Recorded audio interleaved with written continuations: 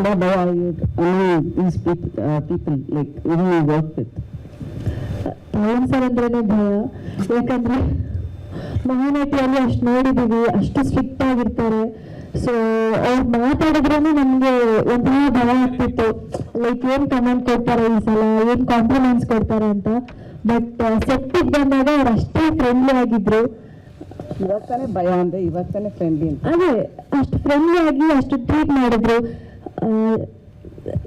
ಸ್ವಲ್ಪ ಸ್ಟಾರ್ಟಿಂಗ್ ಬಂದಾಗ ನನಗೂ ಭಯ ಆಯ್ತು ಹೇಗೆ ವರ್ಕ್ ಮಾಡೋದು ಅಂತ. ಅಂಡ್ ಸರ್ ಟ್ರೈನ್ ಎಲ್ಲ ಮಾಡಿದ್ರು. ಸೊ ಖುಷಿ ಆದ್ಮೇಲೆ ಈಗಲೂ ಸ್ವಲ್ಪ ಮಾತಾಡ್ಬೇಕು ಭಯ ಆಗುತ್ತೆ ಸರ್ ಹತ್ರ, ಏನಾದ್ರು ಬೈತಾರ ಅಂತ.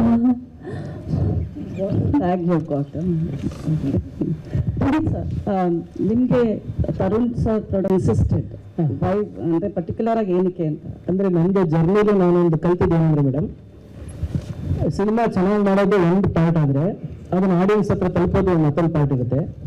ಸಿನಿಮಾದಲ್ಲಿ ಎಲ್ಲರಿಗೂ ಗೊತ್ತಿರೋ ಸತ್ಯನ ಇದು, ಇಲ್ಲ ಡೈರೆಕ್ಟರ್ ಸ್ಟಾರ್ ಆಗಿರ್ಬೇಕು, ಇಲ್ಲ ಹೀರೋ ಸ್ಟಾರ್ ಆಗಿರ್ಬೇಕು, ಇಲ್ಲ ಒಂದು ಪ್ರೊಡಕ್ಷನ್ ಹೌಸ್ ಸ್ಟಾರ್ ಇರಬೇಕು. ಅವಾಗ ಮಾತ್ರ ಇವತ್ತು ಈ ಸಿನಿಮಾ ಇಷ್ಟು ಚೆನ್ನಾಗಿ ನಾನು ಮಾಡಿರೋ ಒಂದು ಸಿನಿಮಾ ಚೆನ್ನಾಗಿ ಅದನ್ನು ತಲುಪಿಸ್ಬೋದು ಅಂದ್ರೆ ಈ ಮೂರಲ್ಲಿ ಯಾರಾದರೂ ಒಬ್ರು ಡ್ರೈವರ್ ತರ ಇರಲೇಬೇಕು. ನಾನು ಝೀರೋ.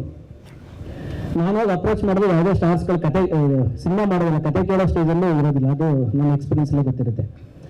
ನನ್ನ ಕಡೆಯಿಂದ ಆಕ್ಸಿಸ್ಗೆ ಅಂತ ಟ್ರೈ ಮಾಡಬೇಕಾಗಿರೋದು ಪ್ರೊಡ್ಯೂಸರ್ನಷ್ಟೇ. ಅದೇ ನಾವು ಒಳ್ಳೆ ದೊಡ್ಡ ಬ್ಯಾನರ್ನ ಅದನ್ನ ಹೋಗಿ ಅವ್ರಿಗೆ ನೂರಾರು ಕತೆಗಳ ಡೈರೆಕ್ಟರ್ಗಳು ಬರ್ತಾನೆ ಇರ್ತಾರೆ. ನನ್ನ ಕತೆ ಕೇಳಬೇಕು ಅನ್ನೋದು ನನ್ನ ಡಿಮ್ಯಾಂಡ್ ಇರುತ್ತೆ ಅಷ್ಟೇ ಬಿಟ್ರೆ. ಬಟ್ ನ್ಯಾಚುರಲ್ ಆಗಿ ಅವ್ರು ಕೇಳೋಷ್ಟು ಇದು ಇರೋದಿಲ್ಲ, ಅಂದ್ರೆ ಆಕ್ಸಿಸ್ ಇರೋದಿಲ್ಲ. ಅದು ತರುಣ್ ಸರ್ ಬೇಸಿಕಲಿ ಡೈರೆಕ್ಟರ್ ಆಗಿರೋದ್ರಿಂದ ಅವ್ರ ಜೊತೆ ಕೆಲಸ ಮಾಡ್ಕೊಳ್ಳೋದು, ಮಾಡ್ಕೊಂಡು ಹೋಗಿ ಪಿಚ್ ಮಾಡ್ಬೋದು ಅಂತ ಇನ್ನೊಂದು. ಅವ್ರು ಆಲ್ರೆಡಿ ಸ್ಟಾರ್ ವ್ಯಾಲ್ಯೂ ಇರೋದ್ರಿಂದ ನಾನು ಮಾಡಿರೋ ಕೆಲಸಕ್ಕೆ ಇನ್ನೊಂದು ಸ್ವಲ್ಪ ಮೈಲೇಜ್ ಸಿಗುತ್ತೆ ಅನ್ನೋದು ಒಂದು ಪ್ರಾಕ್ಟಿಕಲ್ ಪಾಯಿಂಟ್ ಮೇಡಮ್.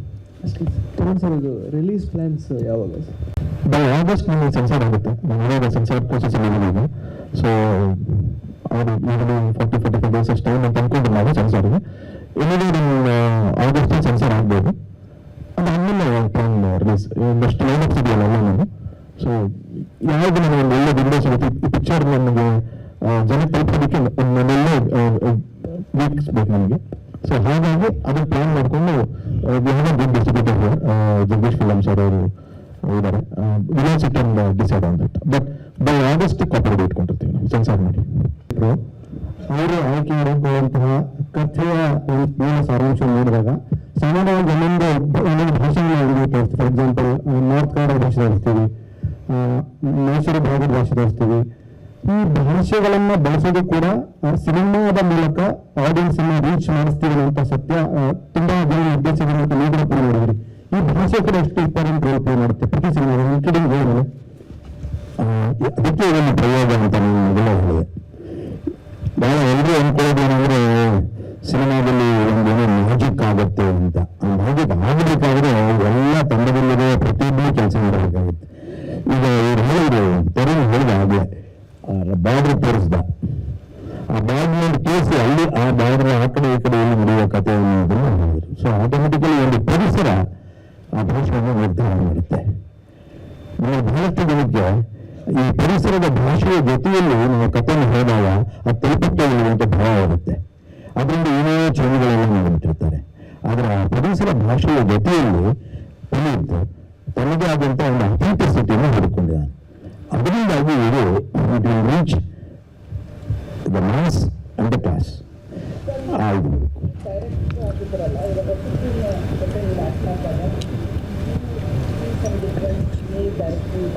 ಏನು ಡಿಫ್ರೆನ್ಸ್ ಇಲ್ಲ. ಅವನು ಡೈರೆಕ್ಟರ್ ಅಷ್ಟೇ. ಡಿಫರೆನ್ಸ್ ಟೆಕ್ನಾಲಜಿ ಅಷ್ಟೇ difference. The rest of it is he has to act like that only, he has to direct like that only. Only thing ಇವತ್ತು ನಿಮಗೆ ಬಿಕಾಸ್ ಆಫ್ ದ ಡಿಜಿಟಲ್ ಇದರಲ್ಲಿ ಎಲ್ಲರನ್ನು ನೀವು ಕಣ್ಣಿಂದ ಕಾಣ್ತಾ ಇದ್ದೀರಿ. There are lot of possibility. ಎಷ್ಟೊಂದು ಪಾಸಿಬಿಲಿಟಿಯನ್ನು ಇದು ತೋರಿಸ್ತಾ ಇದೆ ಅಂದರೆ ನೀವು ಧೈರ್ಯವಾಗಿ ಆ ಪಾಸಿಬಿಲಿಟಿಗಳನ್ನ ತಗೊಳ್ಬಹುದು. ಹಿಂದೆ ಅದು ಇರಲಿಲ್ಲ.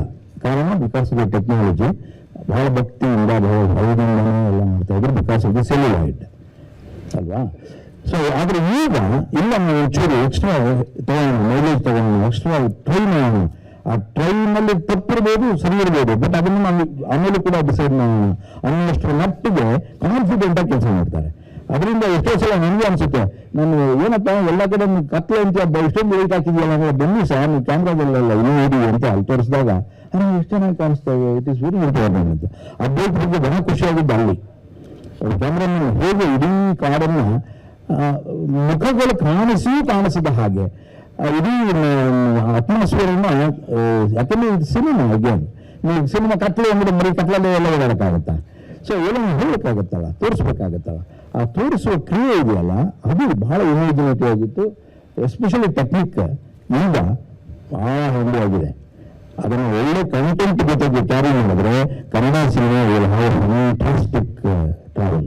ಸ್ವಾದಿಷ್ಟತೆಯ ಸ್ವಾದ, ತಾಜಾತನದ ಆಹ್ಲಾದ, ಉತ್ತಮ ಆರೋಗ್ಯ ಮತ್ತು ಹೆಚ್ಚಿನ ರೋಗ ನಿರೋಧಕ ಶಕ್ತಿಯ ವೃದ್ಧಿಗೆ ಈಗ ನಿಮಗೆ ಸಿಗುತ್ತಿದೆ ಉತ್ತಮ ಗುಣಮಟ್ಟದ ಪೌಷ್ಟಿಕಾಂಶ Shri Vaidik millet health mix. ಇದು ಸಿರಿಧಾನ್ಯಗಳ ಸಂಪತ್ತು.